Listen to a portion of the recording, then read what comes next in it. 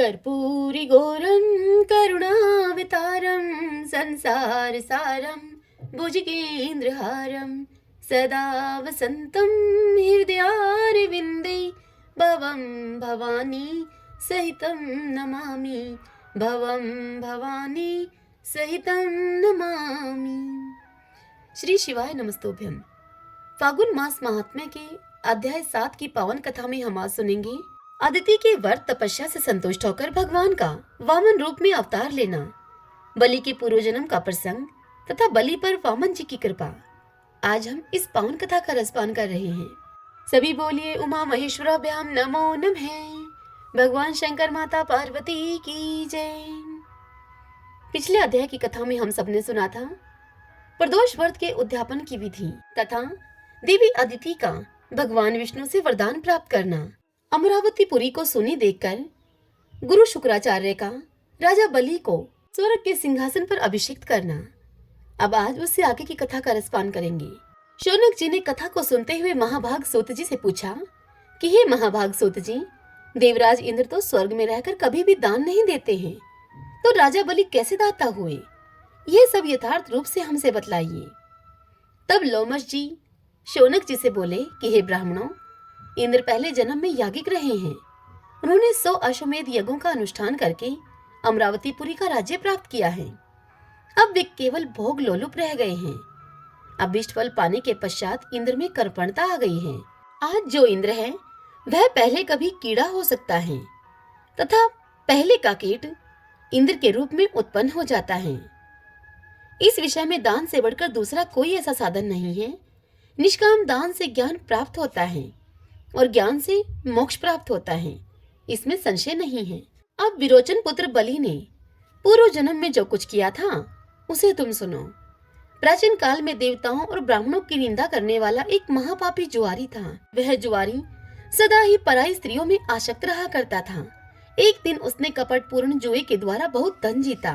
फिर अपने हाथों से स्वस्तिक बनाकर अर्थात पान का तिकोना बीड़ा बनाकर गंध और माला आदि सामग्री को जुटाकर एक वैश्या को भेंट देने के लिए वह उसके घर की ओर दौड़ा। रास्ते में उसके पैर लड़खड़ा गए और उसी समय वह पृथ्वी पर गिर पड़ा। गिरने पर क्षण भर के लिए उसे मूर्छा आ गई। जब उसकी मूर्छा दूर हुई तब पूर्व जन्म के किसी पुण्य के प्रभाव से उसके मन में सद्बुद्धि उत्पन्न हो गई। जुआरी दुखी होकर खेद और वैराग्य को प्राप्त हुआ। मूर्ख और जुआरी होने पर भी उसने पृथ्वी पर पड़ी हुई गंध पुष्प आदि श्रेष्ठ सामग्री को भगवान शिव की सेवा में समर्पित कर दिया। अपने जीवन में केवल यही एक पुण्य उसके द्वारा संपन्न हुआ था। मृत्यु के बाद जब यमराज के दूत उसे यमलोक लेकर गए तब उस पापी से सबको भय देने वाले यमराज ने कहा कि ओ मूर्ख, तूने अपने पाप के कारण बड़े बड़े नरकों में यातना भोगने के योग्य है। यह सुनकर उस जुआरी ने कहा कि यमराज, यदि मेरा कोई पुण्य भी हो तो उसका भली भांति आप विचार कर लो। तब यह सुनकर चित्रगुप्त ने कहा कि तुमने देहांत होने के समय पृथ्वी पर पड़े हुए कुछ गंध और पुष्प आदि को भगवान शिव के उद्देश्य से दान किया है। परमात्मा शिव को वह सामग्री समर्पित की है तुमने। उस सत्कर्म के फल से तुम्हें 3 घड़ी के लिए इंद्र का प्रसिद्ध पद प्राप्त होगा। चित्रगुप्त जी की इस बात को सुनकर जुआरी ने उनसे कहा कि मैं सबसे पहले अपना शुभ कर्म फल भोगूंगा। उसके ऐसा कहने पर उदार बुद्धि वाले बृहस्पति जी संपूर्ण देवताओं के साथ तत्काल ही वहां पर आ पहुंचे और उस जुआरी को ऐरावत हाथी पर चढ़ाकर इंद्र भवन में लेकर गए। वहां पवित्र आत्मा बृहस्पति जी ने इंद्र को समझाया कि हे पुरंदर, तुम मेरी आज्ञा से इस जुआरी को 3 घड़ी के लिए अपने सिंहासन पर बिठाओ। अपने गुरु बृहस्पति की इस बात को मानकर इंद्र उदासीन भाव से राज्य को छोड़कर अन्यत्र कहीं चले गए। तदंतर उस जुआरी को देवराज के भवन में पहुंचाया गया। तब जुआरी ने वहां दान आरंभ कर दिया। महादेव जी के उस प्रिय भगत ने ऐरावत हाथी अगस्त्य मुनि को दे दिया। उसकी बुद्धि बड़ी ही उदार थी। उसने उच्च शर्वा नामक घोड़ा विश्वामित्र को दे दिया। उसका महान यश फैला हुआ था। उसने कामधेनु गाय महर्षि वशिष्ठ को दे दी और चिंतामणि नामक रतन गालो मुनि को समर्पित कर दिया। उस महातेजस्वी दाता ने कल्प वृक्ष उठाकर कौंडिन्य मुनि को दे दिया। जुआरी होकर भी वह बड़ा ही भाग्यशाली था। उसने भगवान शंकर की प्रसन्नता के लिए वैसे वैसे अनेक प्रकार के रतन ऋषि मुनियों को सहस्त्र दान कर दिए।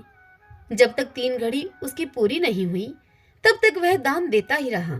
जब उसकी 3 घड़ी का समय पूरा हो गया तब वह स्वर्ग से चला गया। इंद्र अमरावती के सिंहासन पर बैठकर बृहस्पति जी से इस प्रकार बोले, हे गुरुदेव, ऐरावत हाथी हमको दिखाई नहीं देता। यही दशा उच्च शर्वा नामक घोड़े की भी है। पारिजात आदि सभी पदार्थ किसी ने चुरा लिए हैं। तब बृहस्पति जी बोले कि जुआरी ने यहाँ पर आकर महान कर्म किया है। जब तक उसकी सत्ता रही है उसके भीतर ही उसने आज ऐरावत आदि सभी वस्तुएं ऋषियों को दान कर दी हैं। बड़ी भारी सत्ता हस्तगत होने पर जो स्वाधीन होते हैं और प्रमाद में न पड़कर सदा ही भगवान शिव के ध्यान में तत्पर रहते हैं, वे ही भगवान शंकर के प्रिय भक्त हैं। वे कर्म फलों का परित्याग करके केवल ज्ञान का आश्रय लेकर परम पद को प्राप्त होते हैं। गुरु बृहस्पति का यह वचन सुनकर इंद्र ने उनसे पूछा, हे आचार्य, अब हमारा क्या कर्तव्य है, यह शीघ्र हमें बतलाने की कृपा करें। तब गुरु बृहस्पति जी ने इंद्र से कहा कि इंद्र, अपनी समृद्धि के लिए ये सारी बातें प्राय यमराज से कहनी चाहिए तुम्हें। तब इंद्र ने ठीक है ऐसा कहकर देवराज इंद्र गुरु बृहस्पति के साथ सहसा ही वहां से चल पड़े। अपना कार्य सिद्ध करने की इच्छा से जब इंद्र सैमनीपुरी में पहुंचे तब यमराज ने उनका बड़ा ही स्वागत सत्कार किया। उस समय इंद्र ने यमराज से कहा, हे धर्मराज, तुमने मेरा पद एक दुरात्मा जुआरी को दे दिया, किंतु उस जुआरी ने वहां पहुंचकर बहुत बुरा काम किया। तुम सच मानो, उसने मेरे सभी रत्न इन ऋषियों को दान कर दिए हैं। तुम उसके विषय में सभी कुछ जानते थे, फिर तुमने एक जुआरी को मेरा स्थान कैसे दे दिया? तब धर्मराज ने इंद्र से इस प्रकार से कहा। धर्मराज इंद्र से बोले, हे इंद्र, तुम बड़े बड़े देवेश्वरों के राजा हो। तुम बूढ़े हो गए हो, किंतु अभी तक तुम्हारी राज्य विषयक आसक्ति दूर नहीं हुई है। केवल 100 यज्ञों का अनुष्ठान करके एक ही जन्म के उपार्जित पुण्य का फल यहाँ तुमने प्राप्त किया है, परंतु जुआरी ने तुम्हारी अपेक्षा महान पुण्य का उपार्जन किया है। अब धन देकर या चरणों में मस्तक झुकाकर विशेष रूप से अगस्त्य आदि सभी मुनियों की प्रार्थना करके तुम्हें अपने ऐरावत आदि रत्न प्राप्त करने चाहिए। तब इंद्र ने बहुत अच्छा कहकर अपनी अमरावतीपुरी को चले गए। वहां जाकर संपत्तिशालियों में सबसे श्रेष्ठ इंद्र ने बहुत अधिक धन देकर ऋषियों से अपनी वस्तुएं वापस लौटा ली। इस प्रकार अपने रत्नों को पाकर महातेजस्वी इंद्र देवी सची के साथ अपनी पुरी में गए। तदंतर यमराज ने उस जुआरी को पुनः जन्म दिया। वह अपने किसी कर्म विपाक से विरोचन का पुत्र हुआ। उस समय उसकी माता का नाम सुरुचि था। सुरुचि विरोचन की रानी थी। उसके पिता का नाम वृषपर्वा था। वह उदार मन वाला जुआरी जब सुरुचि के गर्भ में आकर स्थित हुआ, तभी से प्रहलाद के पुत्र विरोचन तथा सुरुचि का मन धर्म और दान के कामों में अधिक लगने लगा। उसी ने गर्भ में आकर माता पिता की मति बहुत ही उत्तम कर दी थी। वैसी बुद्धि बड़े बड़े मनुष्यों के लिए भी दुर्लभ है। विरोचन का वह पुत्र जब गर्भ में था, उसी समय इंद्र दैत्यराज विरोचन को मारने की इच्छा से भिक्षुक ब्राह्मण का रूप बनाकर उसके घर को गए और उसे इस प्रकार से बोले। इंद्र ने कहा कि हे राजन, मुझे अपनी रुचि के अनुसार कुछ दान मिलना चाहिए। याचक की बात को सुनकर विरोचन ने हंसते हुए उस ब्राह्मण देव से कहा कि हे विप्रवर, यदि आपकी इच्छा हो तो मैं इस समय अपना मस्तक भी आपको दे सकता हूँ। इसके सिवा यह अपना अकंटक राज्य भी मैं आपको समर्पित कर दूंगा। विरोचन के ऐसा कहने पर इंद्र ने सोच विचार करके उससे कहा कि हे महाभाग, मुझे अपना मुकुट मंडित मस्तक उतार कर दे दीजिए। ब्राह्मण रूपधारी इंद्र के ऐसा कहने पर प्रहलाद के पुत्र विरोचन ने बड़ी ही प्रसन्नता के साथ अपने ही हाथ से अपना मस्तक काटकर शीघ्रता पूर्वक इंद्र को दे दिया। आर्त प्राणियों को अपनी शक्ति के अनुसार जो कुछ दिया जाता है वह दान महान पुण्य का सेतु होता है। उस दान का फल अक्षय बताया जाता है। तीनों लोकों में दान से बढ़कर दूसरी कोई वस्तु नहीं है। विरोचन का वह दान दैत्य, नरेंद्र तथा नाग इन तीनों के लोकों में प्रसिद्ध हो गया। पूर्व जन्म का वह जुआरी ही विरोचन का महातेजस्वी पुत्र हुआ।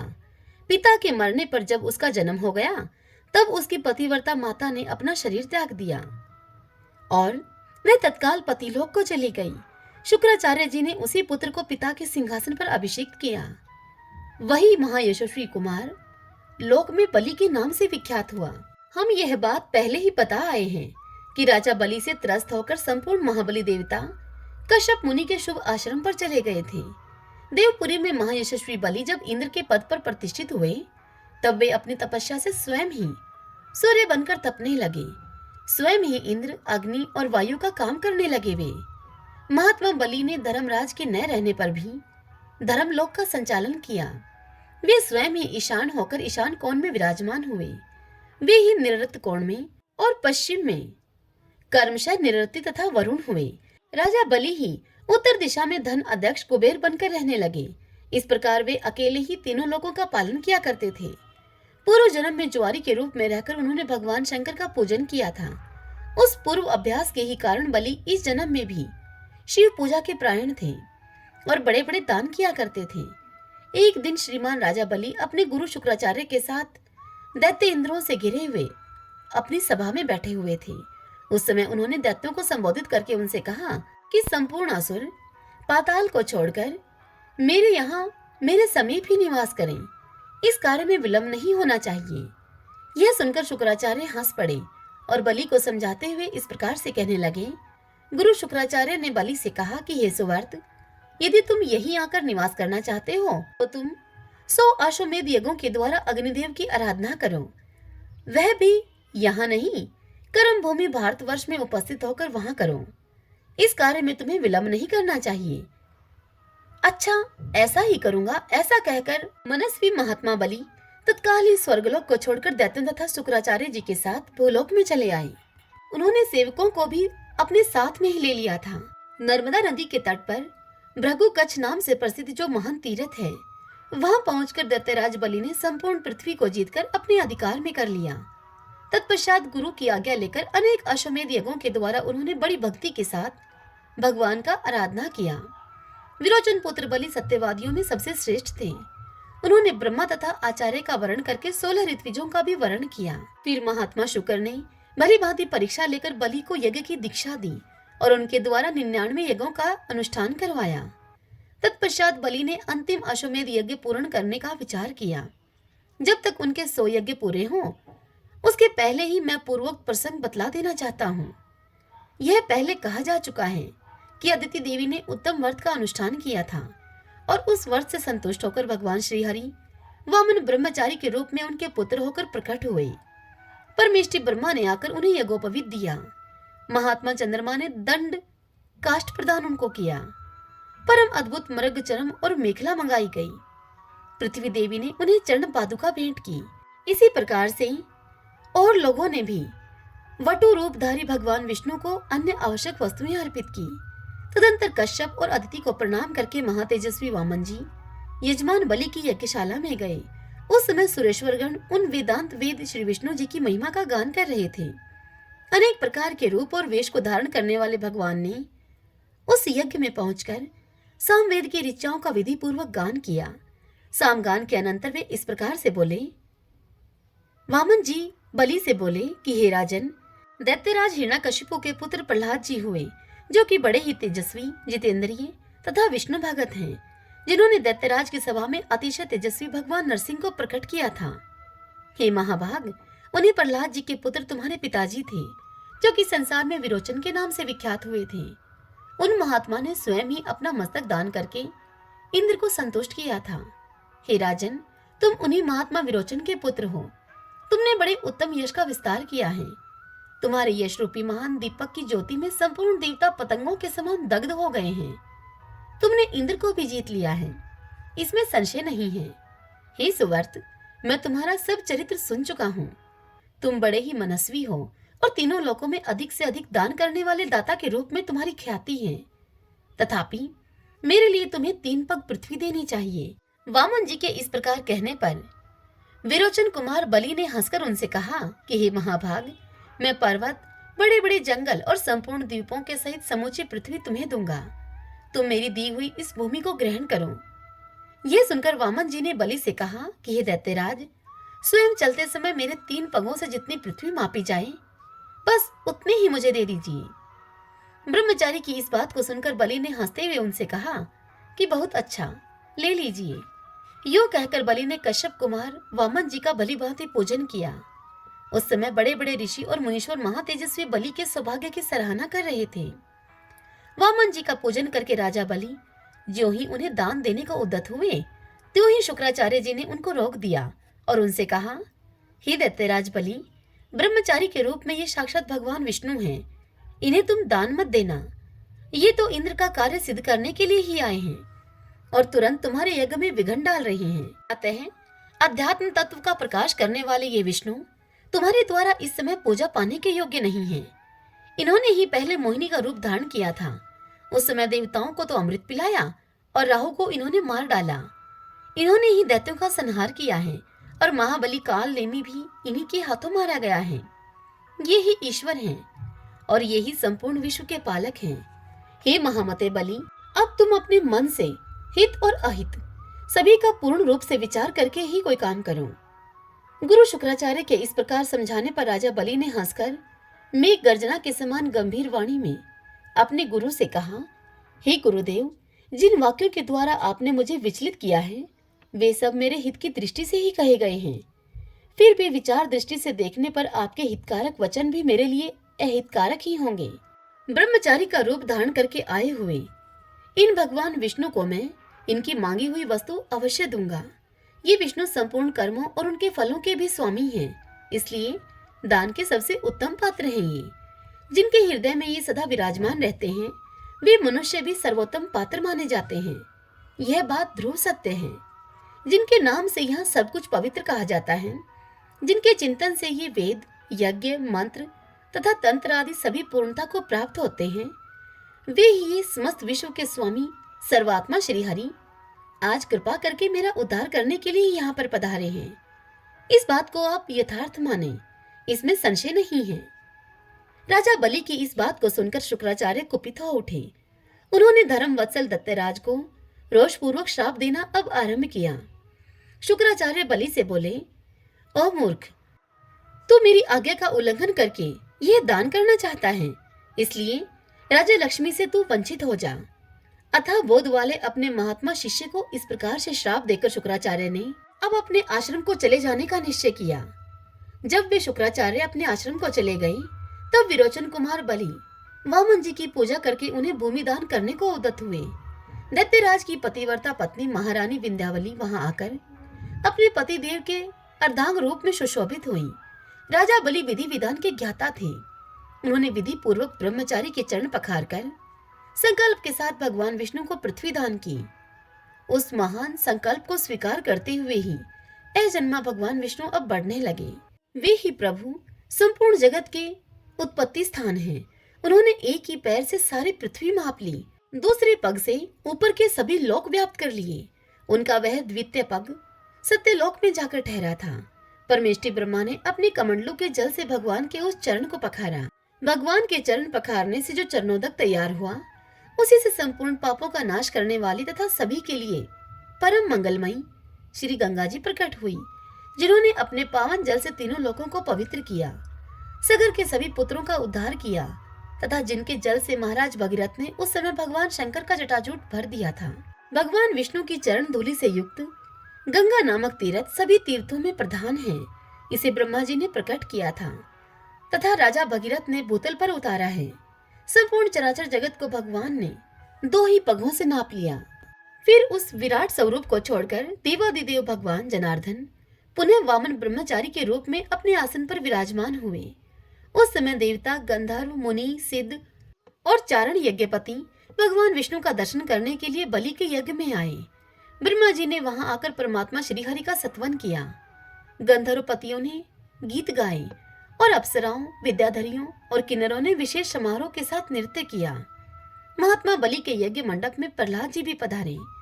अन्य दैत्यपति भी बड़ी उतावली के साथ वहां पर आ पहुंचे। उस समय भगवान वामन ने बलि की पत्नी विंध्यावली से हंसकर पूछा, देवी, तुम्हारे पति के द्वारा आज मुझे 3 पग पृथ्वी मिलनी चाहिए थी, उसकी पूर्ति इस समय कहां से होगी? इसका उत्तर तुम शीघ्र दो।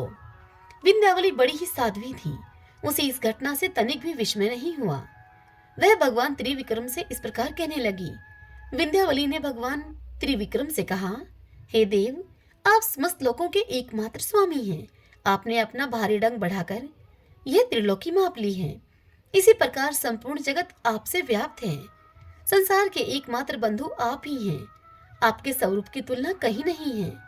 भला हम जैसे लोग आपको क्या दे सकते हैं? इसलिए इस समय मैं जो निवेदन करती हूँ आपसे, उसी के अनुसार आप कार्य कीजिए। मेरे स्वामी ने इस समय आपको 3 पग भूमि देने की प्रतिज्ञा की थी। उसी के अनुसार मेरे पूज्य पतिदेव तीनों पगों के लिए स्थान इस प्रकार से दे रहे हैं। हे प्रभु, हे देवेश्वर, आप अपना पहला पग मेरे मस्तक पर रखिए। हे जगतपते, दूसरा पग मेरे इस बालक के मस्तक पर स्थापित कीजिए। हे जगन्नाथ, आप अपना तीसरा पग मेरे पति के मस्तक पर रख दीजिए। हे केशव, इस प्रकार ये 3 पग मैं आपको दूंगी। विंध्यावली की इस बात को सुनकर भगवान विष्णु बड़े प्रसन्न हुए और राजा बलि से मधुर वाणी में इस प्रकार से बोले। भगवान विष्णु ने राजा बलि से कहा, तात, मैं तुम पर बहुत प्रसन्न हूँ। बोलो, मैं तुम्हारा कौन सा कार्य करूं? हे महामते, संपूर्ण दाताओं में तुम सबसे श्रेष्ठ हो। तुम्हारा कल्याण हो। तुम इच्छा के अनुसार मुझसे वरदान मांगो, मैं तुम्हारी संपूर्ण कामनाएं पूर्ण किए देता हूँ। भगवान वामन ने ऐसा कहकर विरोचन कुमार बलि को बंधन से मुक्त कर दिया और उन्हें अपनी छाती से लगा लिया। तब बातचीत करने में चतुर राजा बलि ने भगवान विष्णु से इस प्रकार कहा। राजा बलि भगवान विष्णु से बोले, हे प्रभु, आपने ही इस संपूर्ण चराचर जगत को उत्पन्न किया है, अतः आपके चरणारविंदों के सिवा दूसरी कोई वस्तु मैं नहीं चाहता हूँ। हे देव, हे जनार्दन, आपके चरण कमलों में मेरी भक्ति सदा बनी रहे। हे देवेश्वर, वह सनातन भक्ति बार बार निरंतर बढ़ती रहे। बलि के इस प्रकार प्रार्थना करने पर भूत भावन भगवान वामन ने अत्यंत प्रसन्न होकर राजा बलि से कहा, हे राजन, तुमने अपने भाई बंधु और संबंधियों के साथ श्रुतर लोक में चले जाओ। यह सुनकर दैत्यराज बलि बोले कि हे देवदेव, आप ही बताइए, श्रुतर लोक में मेरा क्या काम है? मैं तो आपके पास में ही रहूंगा। इसके विपरीत कुछ भी करना उचित नहीं है। तब भगवान हर्षिकेश राजा बलि के प्रति अत्यंत कृपालु होकर उनसे बोले कि हे राजन, मैं सदा तुम्हारे समीप ही रहूंगा। हे असुर श्रेष्ठ, तुम खेद न करो, तुम मेरी बात को सुनो। मैं सुतुल्लोक में तुम्हारा द्वारपाल होकर रहूंगा। मेरे इस वचन को तुम वरदान समझो। आज मैं तुम्हारे लिए वरदायक होकर उपस्थित हूँ। अपने बैकुंठवासी पार्षदों के साथ तुम्हारे घर में मैं निवास करूंगा।